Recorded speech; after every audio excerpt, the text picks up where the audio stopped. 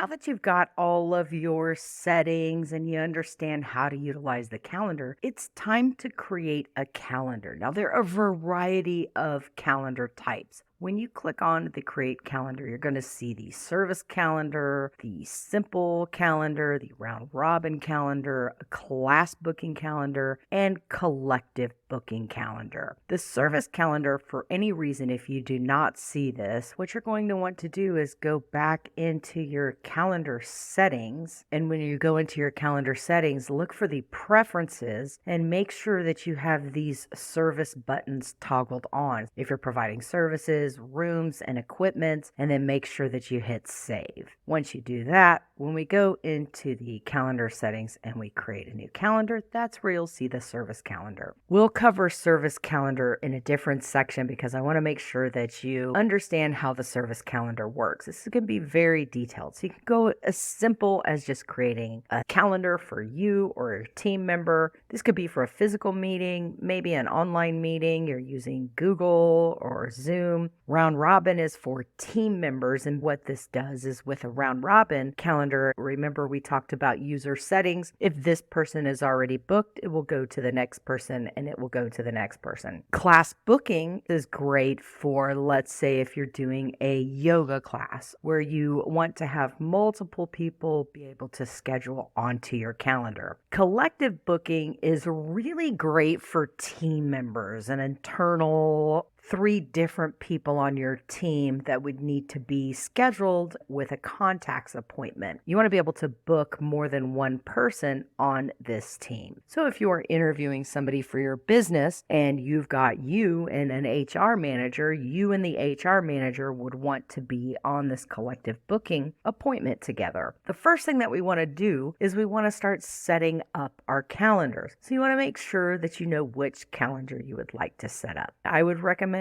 selecting a simple calendar. This could be for you, this could be for a person on your team, and they would be able to have their own calendar. We'll call this team member 1. We can call the calendar team 1's calendar, set the meeting duration, how long are the appointments, and then right here where it says booking availability, when can the person book the calendar, the date and time, the meeting location, if you're accepting payments or not, is this going to cost? On a personal one, more than likely not. And then when you select advanced settings, it'll take you into the details where we can add some neat things like the team member's photo, description. We can assign it to a group, which we'll get to here in just a second. The invite name goes to the contact, and the meeting location you can pre-fill. So if you have a physical address, it's a great place to put in that meeting location. Once you're done, you go to availability. This is where you can go into detail on the availability, where you can customize the date and times that are allowed to be booked on this calendar. You can also set a reoccurring meeting if you'd like. For your personal calendar, it's more than likely not going to be reoccurring. This is where you can attach a form that might give some additional information to give to you when pre-populating that appointment. You're also going to see pre-populate custom fields. This is what we call sticky contacts. When you select this, let's say if you put the calendar on your website or you have a calendar in an email and you frequently meet with this person, they don't want to have to keep filling out their first name, last name, email. And when you select this dial, it'll pre-populate their fields that they filled out before, making it easier and faster for them to fill out any forms. You'll also want to make sure that you have a consent box. This is a very important toggle when it comes to being compliant. It says that you are allowed to contact the person, providing their phone number or email address. You can offer to add guests. What if they want to invite somebody from their business? They can add their name and email to the appointment. It will create a contact and both people will be invited and reminded of the calendar. The confirmation page, what happens after they book the appointment? The default is telling them thank you and putting a little short message, or you can redirect them to a different URL on your page. If you're running an ad that maybe you want to track, you can also add a pixel ID right here if you're doing default. Down here, auto confirmation, new calendar meetings. This is where it would send an auto confirmation to the new calendar. You can turn that on or off. One of the things that you can do if you don't like the auto confirmation new calendar meeting, you can turn this off and create a confirmation in workflows to customize this to your own workflow. They booked an appointment and then you put them through a workflow process. Other than that, you can leave this on. And then down here, are you accepting payments? On this one, it's just a simple calendar so we can manage just our day-to-day appointments. But if you wanted to accept payments, you'll see right here, you could put the dollar amount and take payments. Over here to the left, right here, you'll see notifications and additional options. You'll see type of notification. Do you want to send the notification email? It's an acknowledgement email saying that you've booked your appointment. Who should receive this confirmation?